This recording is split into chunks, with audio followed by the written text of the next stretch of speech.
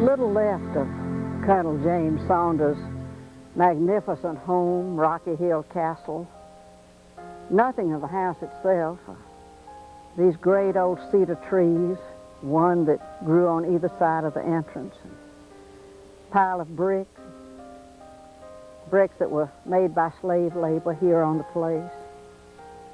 And down the hill, a family cemetery where members of the family were buried. But for years, Rocky Hill Castle was a showplace of this area near Cortland, Alabama.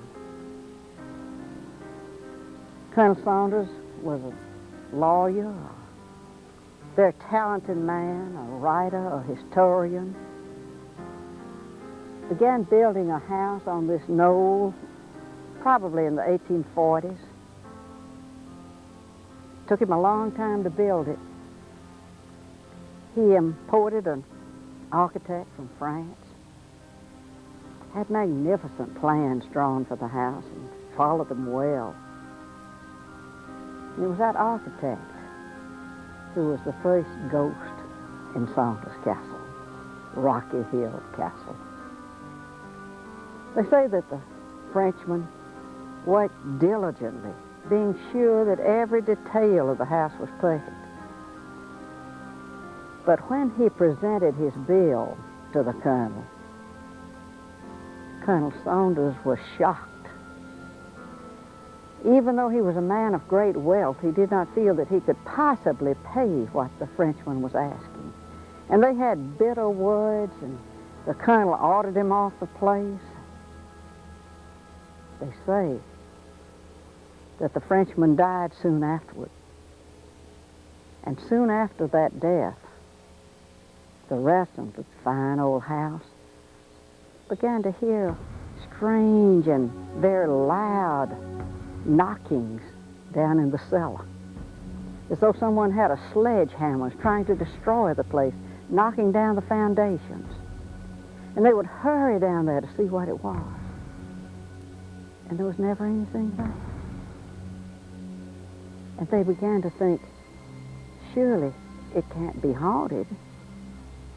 But when the loud knockings continued for months and even years, they began to think it must be the ghost of that angry architect who has come back here.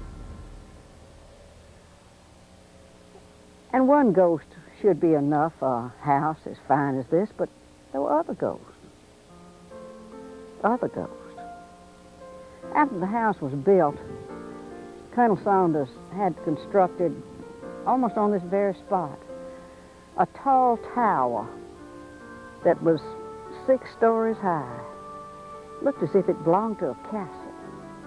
Had a spiral stairway that went all the way up. There were rooms on each level. They say that he would climb up to the top of that tower and look over all his hundreds of acres and see how his crops were progressing. He not only grew fine cotton, they say he had the finest grapes in all of this part of the state, and he made wonderful wine from his grapes. And during the war, Confederate soldiers hid in that tower when the Yankee soldiers were in the area. And up on the very top, Mrs. Saunders nursed wounded Confederate soldiers. And 2 of those young men died here and buried down in the family cemetery. And they say that the other ghost who came to haunt this house was a sweetheart of one of those young men. They say that the first time she was seen, Mrs. Saunders was sitting at a dressing table, heard someone enter the bedroom and thought it was one of her daughters who had come in, and turned to speak to her, and she saw a stranger, well-dressed, lovely to look at. Miss Saunders was curious about who she might be, of course, and said to her, "Well, who are you, and what do you want?" And the figure vanished completely. Well, it was not the only time this young girl was seen here. The Saunders sold the property and moved away, then bought it again and came back. There was something about this whole area that made them want to stay here forever. But they sold it again and moved back in. Now, one of those moves, Mr. Saunders was outside, not Mr., he was a colonel. Colonel Saunders was outside unloading some of the furniture, seeing to its being unloaded. And Mrs. Saunders pushed open the front door to see what condition the house was in, whether vandals had been here or not. She pushed the door open and looked at that beautiful curving stairway, and there was the young girl there in a blue dress. And again, Mrs. Saunders was startled and thought, perhaps she's someone who has lived here before and has come back, but when she tried to speak to the figure, it vanished completely. And the members of the family did tease her and laugh at her about her imagination. But a few nights later, when the family was having supper, Colonel Saunders decided he would like to have some wine from his wine cellar to go with the meal. And he went down into the cellar to get a bottle of his blackberry wine. Seated there was this young woman in a blue dress, a beautiful young woman. And he couldn't believe his eyes. And he said, "Who are you and how did you get here?" And she said, "Nothing at all," but she smiled at him. And Colonel Saunders backed up those stairs and locked that cellar door and never went down there again. Nor did he ever again tease Mrs. Saunders about her imagination. And when those visitations continued, the family agreed that the apparition they were seeing was the ghost of the young woman, the young Southern belle who had come here searching for her sweetheart, one of the two Confederate soldiers who had died in the tall tower here. And she came again and again on that search for the man she had loved.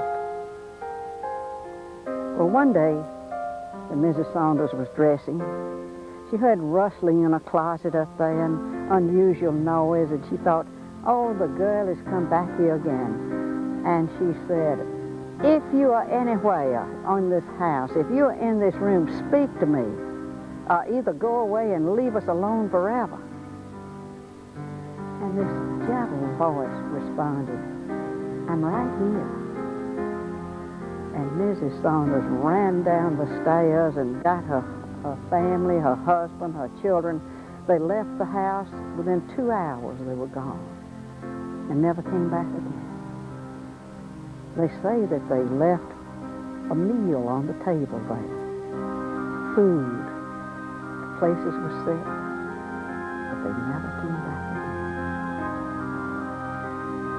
And this fine old house changed hands many times,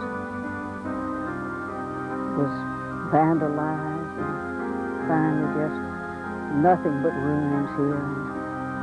And there was little there, almost nothing to remind you of the fine that stood here, except these tall cedar trees. And the driveway goes down to the highway, and the family cemetery.